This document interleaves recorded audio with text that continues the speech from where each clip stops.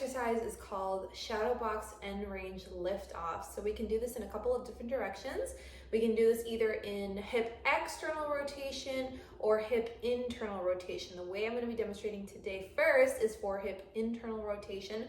This is more than likely the one that I have prescribed specifically to you. However, if it was the opposite way as well, hip external rotation, I'm going to demonstrate both of those variations in this video. So first thing we're going to do is get into the shadow box position. So what you want to do is get one leg folded out in front of you at about a 90-90 position, meaning that hip is straight out in front of you, that knee is forming a 90-degree angle. Same thing on the back leg, so getting yourself in that position.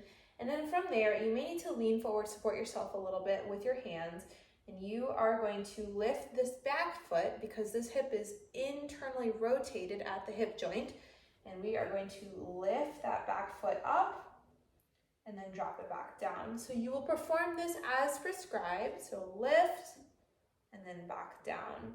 That is the end range hip internal rotation lift off.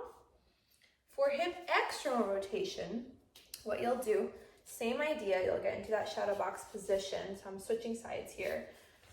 I'm gonna back up just a little bit so you can see me here. And then what you'll probably need to do is press down onto that top of your knee, so top of that front thigh right here. And then the goal is to lift that foot up. And as you can see here, I'm not very good at this particular exercise.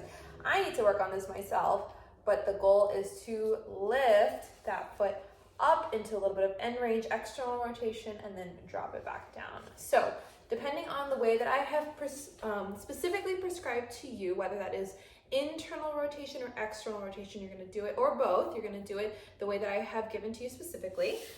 But just to review one more time here, hip internal rotation, we're going to get into that shadow box position, drive that knee down into the mat or the floor and pick that foot up, and then drop it back down nice and controlled. That is for internal. And then for external, when that knee is folded outwards, so once again, switching sides here, same hip, we're going to drive, let me scoot back a little so you can see.